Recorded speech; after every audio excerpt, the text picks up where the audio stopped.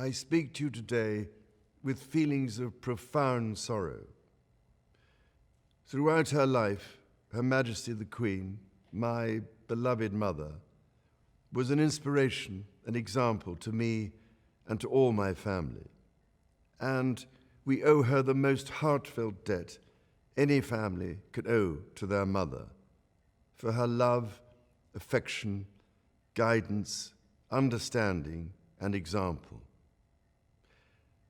Queen Elizabeth was a life well lived, a promise with destiny kept, and she is mourned most deeply in her passing. That promise of lifelong service I renew to you all today. Alongside the personal grief that all my family are feeling, we also share with so many of you in the United Kingdom, in all the countries where the Queen was head of state, in the Commonwealth and across the world, a deep sense of gratitude for the more than 70 years in which my mother, as Queen, served the people of so many nations. In 1947, on her 21st birthday, she pledged in a broadcast from Cape Town to the Commonwealth to devote her life, whether it be short or long, to the service of her peoples. That was more than a promise. It was a profound personal commitment which defined her whole life. She made sacrifices for duty. Her dedication and devotion as sovereign never wavered through times of change and progress, through times of joy and celebration, and through times of sadness and loss. In her life of service, we saw that abiding love of tradition, together with that fearless embrace of progress, which makes us great as nations. The affection, admiration, and respect she inspired became the hallmark of her reign. And as every member of my family can testify, she combined these qualities with warmth, humor, and an unerring ability always to see the best in people. I pay tribute to my mother's memory, and I honor her life of service. I know that her death brings great sadness to so many of you, and I share that sense of loss beyond measure with you all. When the Queen came to the throne, Britain and the world were still coping with the privations and aftermath of the Second World War, and still living by the conventions of earlier times. In the course of the last 70 years, we have seen our society become one of many cultures and many faiths.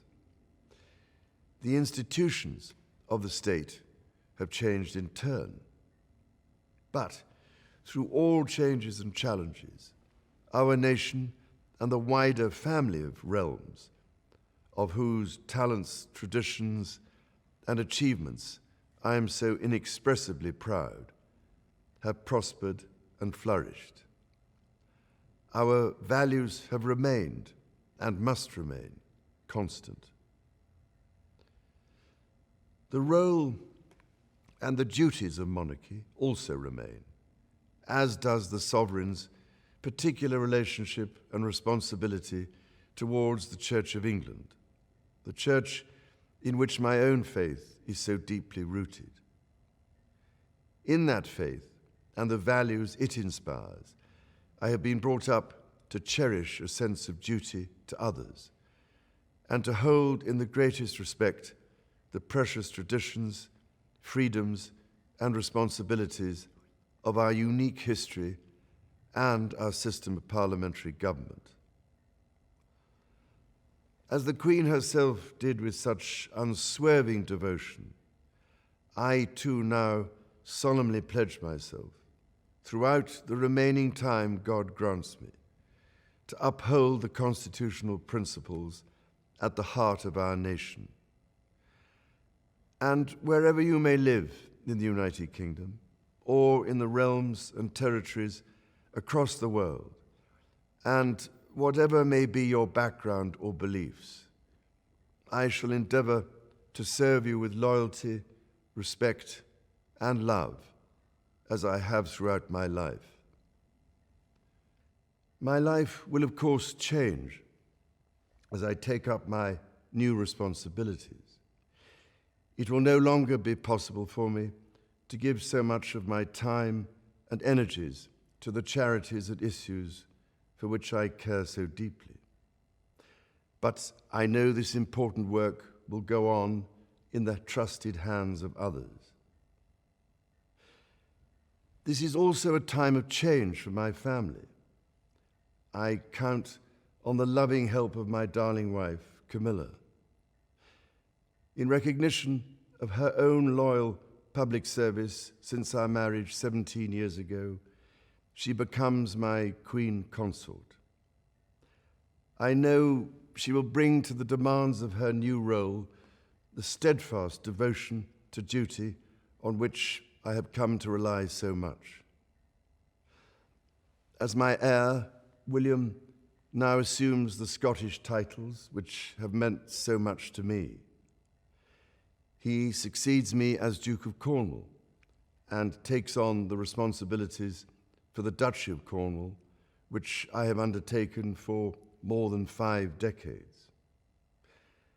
Today, I am proud to create him Prince of Wales, Tywysog Cymru, the country whose title I've been so greatly privileged to bear during so much of my life and duty. With Catherine beside him, our new Prince and Princess of Wales will, I know, continue to inspire and lead our national conversations, helping to bring the marginal to the centre ground where vital help can be given. I want also to express my love for Harry and Meghan as they continue to build their lives overseas. In a little over a week's time, we will come together as a nation, as a Commonwealth, and indeed a global community, to lay my beloved mother to rest. In our sorrow, let us remember and draw strength from the light of her example.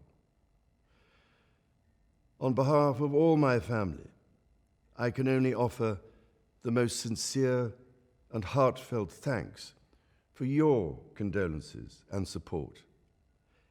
They mean more to me than I can ever possibly express. And to my darling Mama, as you begin your last great journey to join my dear late Papa, I want simply to say this: thank you. Thank you for your love and devotion to our family and to the family of nations you have served so diligently all these years. May flights of angels sing thee to thy rest.